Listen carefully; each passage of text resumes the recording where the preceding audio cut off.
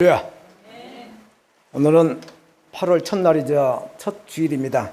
이제 올여름도 더위가 이제 정점을 찍고 있다라고 봅니다.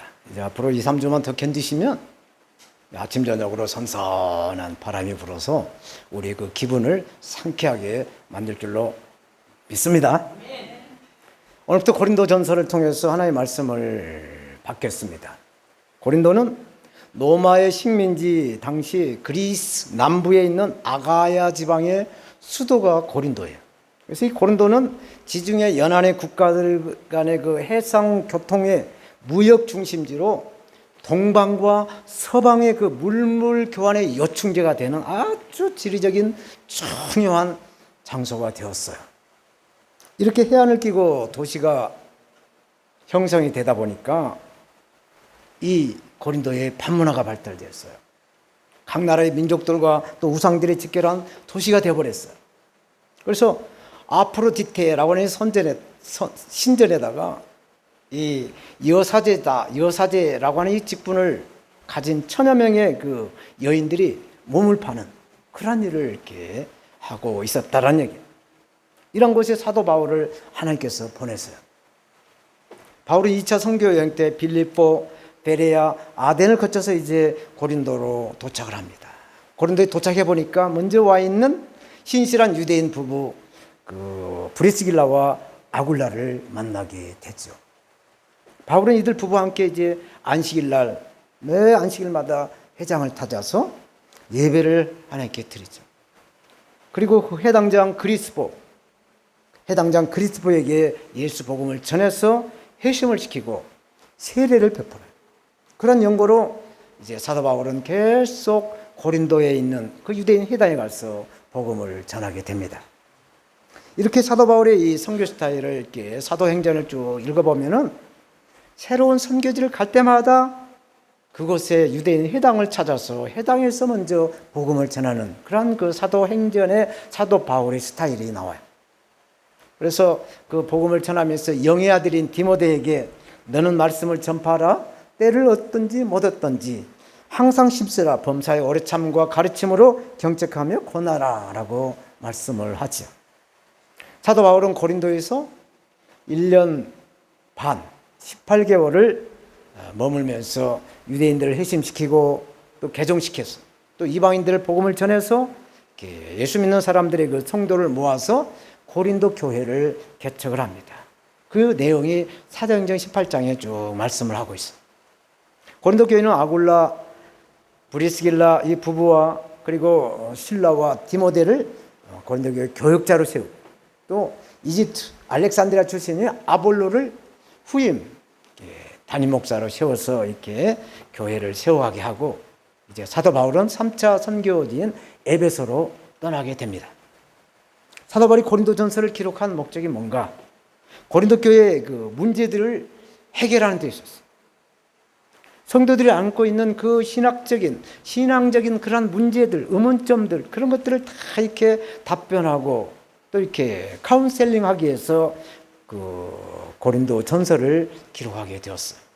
또 고린도 후서의 기록 목적은 또 뭔가? 사도 바울 자신의 그 사도권을 변증을 하는 거예요.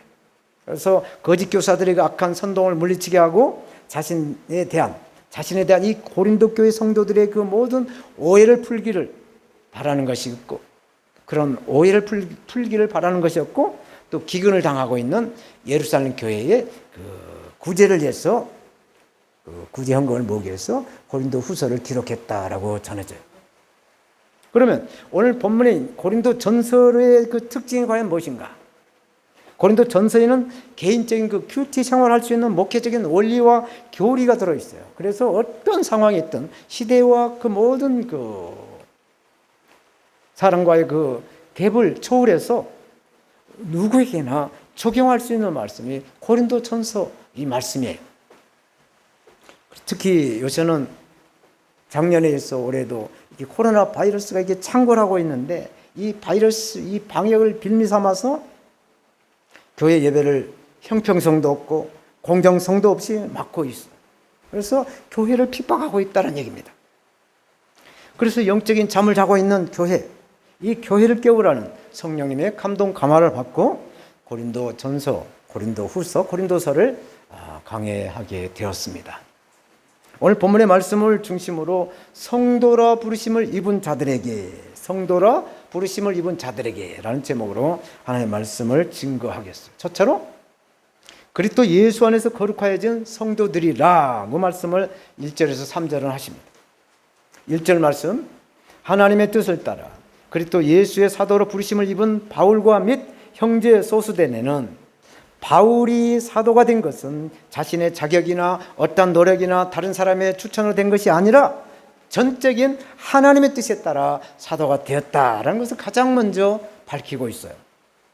예수님 십자가에서 죽으시고 부활 승천하신 후 10일 후에 오순절날 마가다락방에 성령 강림 사건이 일어났죠.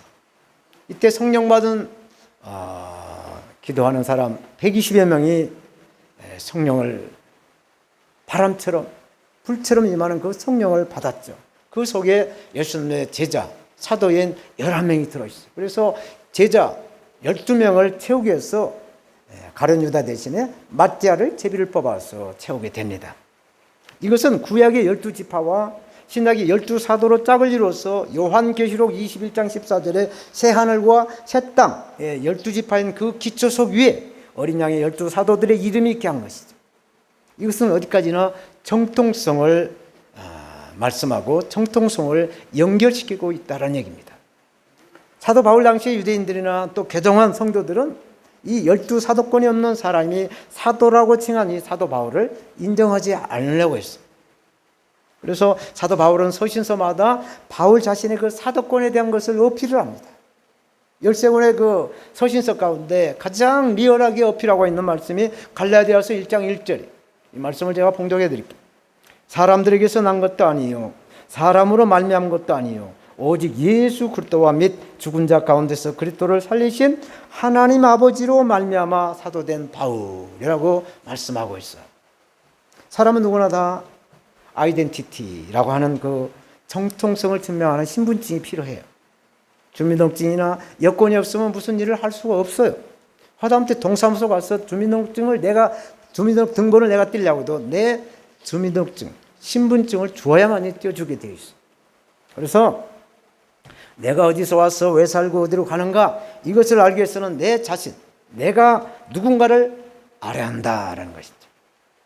그러므로 나는 죄인이다라는 것을 알아야 해요.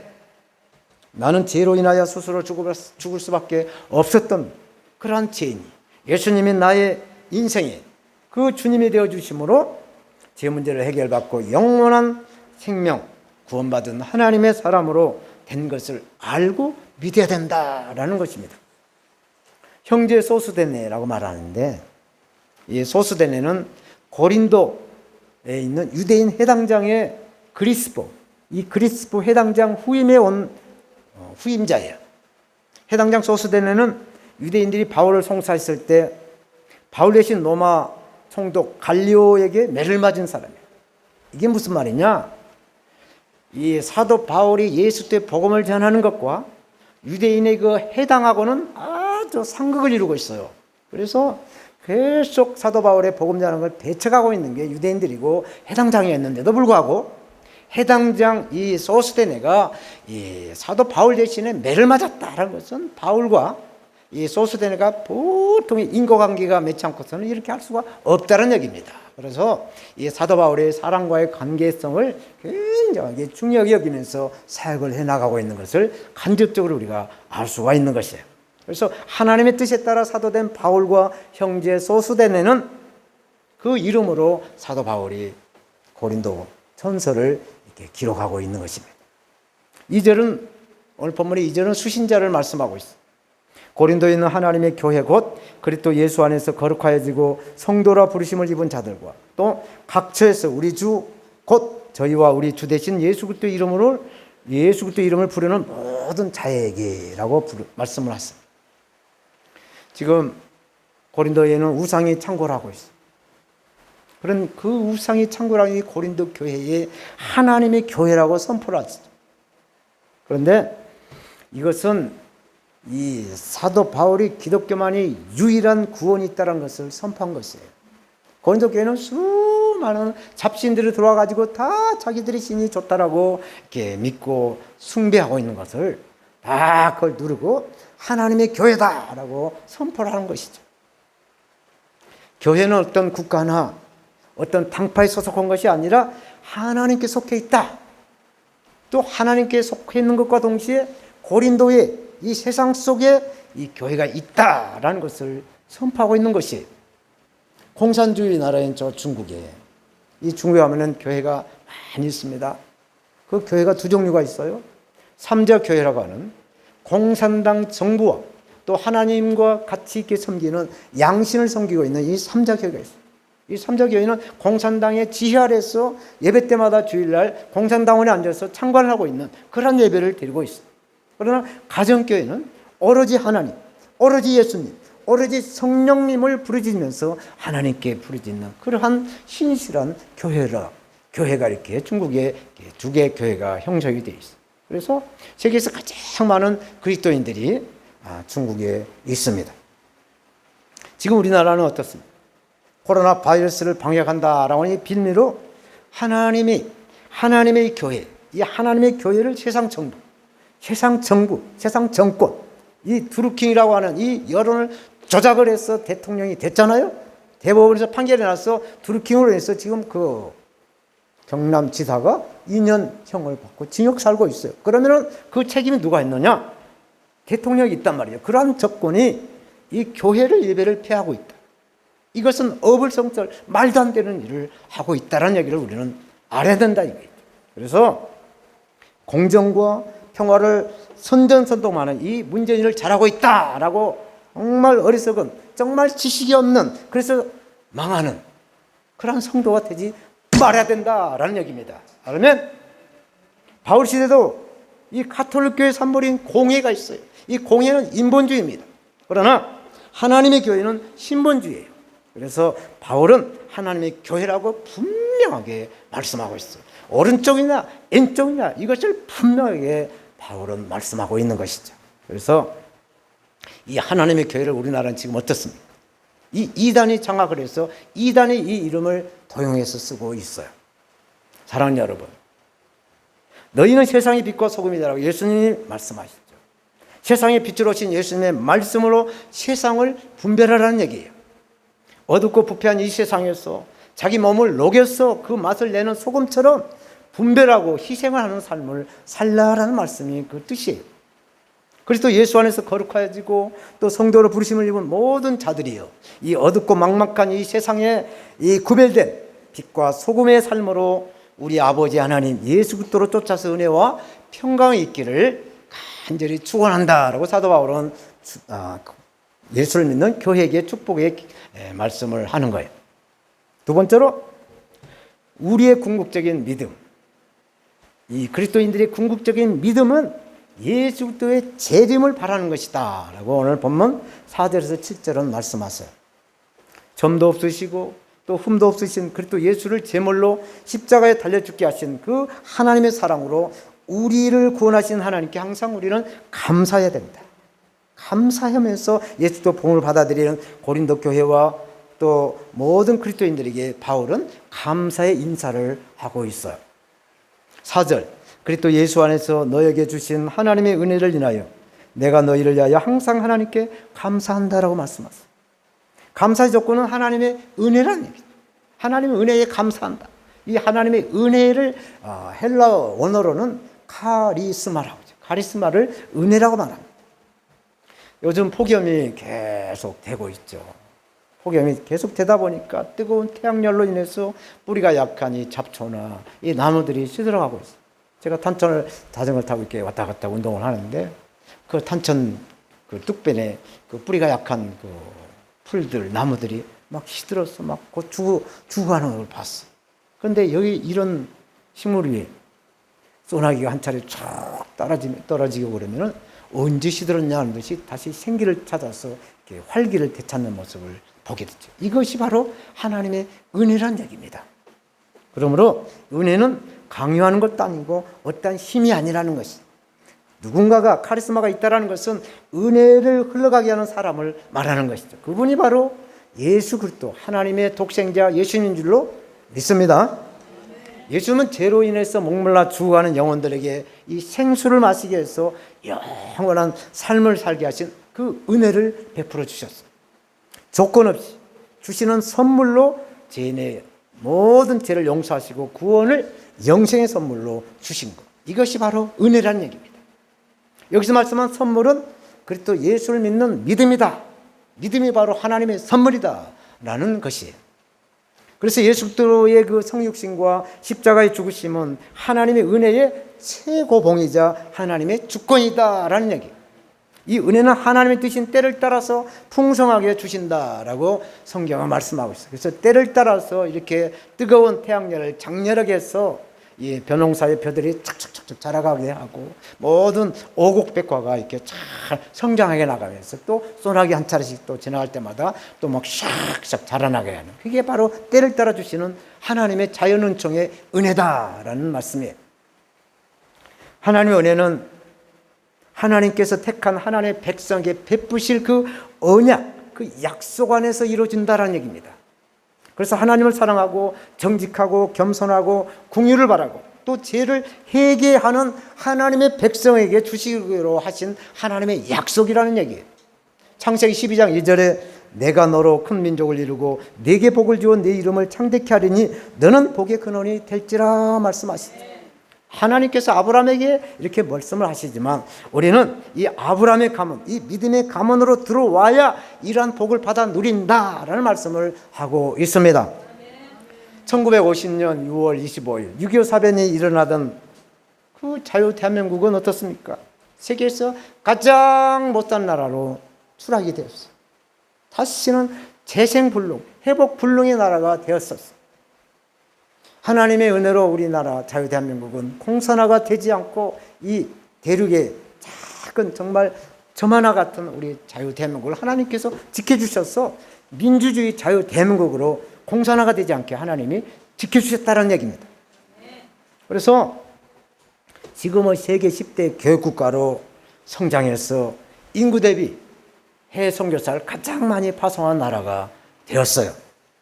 이것은 예수 그리스도를 믿는 하나님의 사람들, 예수 그리스도를 믿는 그리스도인들이 그 기도와 국민들이 연합을 해서 그 노력 위에 하나님께서 베풀어 주신 은혜다라는 것을 우리는 믿어야 될 줄로 믿습니다. 50 시절에 또 정치가 불안하니까 청와대 인근에 있는 삼각산 기도원에 불밀듯이 사람들이 모여서 주여 주여 하면서 밤이고 낮이고 막 외쳐대니까 시끄러워서 청와대 경호원 그 직원들이 각하가 이 수행하는데 지장이 있다고 삼각산 입구에 기도로 가지 못하도록 철조망을 막았다는 얘기를 했어요. 나중에 대통령이 그 얘기를 듣고 무슨 소리야? 나라를 위해서 기도하는데 막아! 당장 열어! 라고 해서 기도를 하게 했다는 얘기. 그런데 지금 이 대통령은 어떻습니까? 교회의 예배를 막고 교회를 떡 주무르듯이 자기 마음대로 어떤 형평성, 어떤 공정도 없이 마음대로 주무르고 있다는 것을 우리는 알아야 된다는 얘기입니다. 탈북자들이 중국에 머물다가 이렇게 이제 메콩강을 통해서 남한으로 들어온 누트가 있는데 그 누트에 오기 전에 대기하고 있을 때 잡혀서 다시 북송이 됐을 때 너 선교사들을 만나서 예수 믿었냐 안 믿었냐, 기독교 받아들였냐 안 받아들였냐, 그것을 물어봐서 기독교를 믿었다라고 한다면 두말할 것도 없이 바로 총살로 죽여버린다는 얘기입니다. 그 이야기를 우리 교회에 계셨던 탈북자 목사님께서 증언하셨고 수많은 탈북자들이 다녀가면서 그 얘기를 했고 오늘 동영상에서도 그렇게 죽여는 거예요. 이것은 무엇을 의미하느냐? 공산주의와 기독교는 서로 상극을 이루고 있기 때문에 그렇게 핍박을 한다라는 얘기예요. 그래서 하나님은 오늘 본문의 말씀을 통해서 다시 오실 그리스도를 갈망하라 말씀하셨어요. 재림 예수를 갈망하라는 뜻이에요. 오직 믿을 분은 그리스도 예수밖에 없다라고 말씀하셨어요. 교인과 성도를 구별한다, 양과 염소를 구별한다, 그 심판의 도구로 좌파이자 공산주의자들을 이 정권으로 세워서 살아계신 하나님이 쓰신다라는 말씀을 해주고 있어요. 5절에서 7절 말씀 봅니다. 이는 너희가 그의 그리스도 예수 안에서 모든 일 곧 모든 구변과 모든 지식의 풍족함으로 그리스도의 증거가 너희 중에 견고케 되어 너희가 모든 은사에 부족함이 없이 우리 주 예수 그리스도의 나타나심을 기다리라, 재림 예수를 기다려라 라고 말씀을 하고 있어요. 자유대한민국은 모든 것에 지금 세계의 곽강을 받고 있어요. 왜? 하나님이 함께하고 있기 때문에 그렇습니다. 지금 동경올림픽이 지금 한참 무르익고 있어요. 작은 5천만의 인구의 작은 땅덩어리의 우리 한국의 전사들은 세계 강대국들과 잘 겨누어서 금메달을 4개, 5개를 따가고 있고 뭐 그냥 전혀 꿀리지 않고 이렇게 어떤 종목이든지 이렇게 잘 이렇게 나가고 있는 것이죠. 스포츠뿐만 아니라 또 한류 문화, 선교 등등 모든 분야에 풍족한 삶을 누리고 있는 거예요. 그러므로 코로나 전국에서도 이 코로나가 아무리 창궐하고 뭐 델타 바이러스가 막 변이가 돼서 막 괴롭힌다 하더라도 예수 믿는 하나님의 사람은 죽으면 죽으리라 담대한 믿음을 가져라 말씀하세요. 그래서 살면은 복음 전도, 죽으면 천국 가라 라는 말씀을 하고 있어요. 그래서 다시 오실 신랑 예수님을 맞이할 준비를 하라는 뜻이에요. 그래서 등과 기름을 준비해야 된다. 이 등은 뭐냐? 빛을 발하시는 하나님의 말씀이요, 기름은 성령님, 죽으면 죽으리라 담대케 하신 이 성령을 구하고 성령을 찾고 성령을 두드려서 그 성령의 힘으로 이 어려운 이 시대를 극복하라 말씀하신 줄로 믿습니다. 마지막으로 이제 심판날에 책망받을 것이 없게 하시겠다라고 오늘 본문 8절 9절은 말씀합니다. 칭찬은 고래도 춤을 추게 한다라고 하죠. 그래서 누구에게나 칭찬을 하면 입이 벌어지고 기분이 좋아지죠. 그런데 이 무더운 날씨에도 칭찬이 아니라 지적을 하고 야단을 치면 썰렁해지죠. 그래서 오늘 사도 바울은 이렇게 고린도 교회에 칭찬하려고 다 마음을 먹은 것이 아니었어요. 지적하고 야단치려고 마음을 먹고 이제 고린도서를 쓰면서 싹 이렇게 고린도 교회 성도들에게 싹 칭찬으로 이렇게 푹 띄워서 마음을 싹 편안하게 녹여주고 이렇게 칭찬부터 하는 것을 본문은 말씀해 주고 있어요. 잠언서 기자도 이렇게 말씀하죠. 잠언서 27장 21절에 도가니로 은을, 풀무로 금을, 칭찬으로 사람을 연단시킨다 말씀하고 있어요. 사도 바울은 가말리엘 문화에서 공부한 아주 굉장한 그 달인이에요. 지식에 대한 달인이에요. 그래서 구약 성경을 아주 능통한 사람이에요. 또 언어적으로도 구약의 히브리어, 신약의 그리스, 헬라어, 또 로마 시민권자로서 라틴어까지 아주 유창하게 말을 잘해요. 그러나 이 언변이 좀 약했다고 자기가 고백을 해요. 고린도후서 11장 6절 내가 비록 말에는 부족하나 지식에는 그렇지 아니하니 이것을 우리가 모든 사람 가운데서 모든 일로 너에게 나타내었다. 사도 바울의 해박한 지식으로 편지를 서신을 써서 보낸 것이 신약성경 13권이 되었다라는 말씀을 하고 있어요. 8절 말씀 봅니다. 주께서 너희를 우리 주 예수 그리스도의 날에 책망할 것이 없는 자로 끝까지 견고하게 하시겠다. 이 말씀은 고린도 교회와 우리에게 있는 이 책망할 것들에 대한 것을 선전포고를 하고 있는 거예요. 또 언제 내가 한마디 지적할 것이 있으니까 잘 들어라 한 말씀을 하고 있어요. 주께서 너희를 우리 주 예수 그리스도의 날, 이 말씀은 바울 서신에 보면 쭉 그리스도의 재림을 말씀하는 일반적인 표현이에요. 초림 예수님은 어떻게 오셨나? 구원하기 위해서 죄를 탕감하시고 죄를 용서하시고 구원시켜 주기 위해서 초림의 예수님은 2000년에 오셨지만 다시 오실 예수님은 심판주로 오신다는 얘기입니다. 그래서 책망받을 것이 없는 견고한 믿음을 주시기 위해서 이 편지를 쓰신다라는 말씀을 하고 있어요. 사랑하는 여러분, 제가 선지동산이라고 말하는 신학교에서 10년이면 강산이 변한다는 10년을 가까이 공부를 해봤어.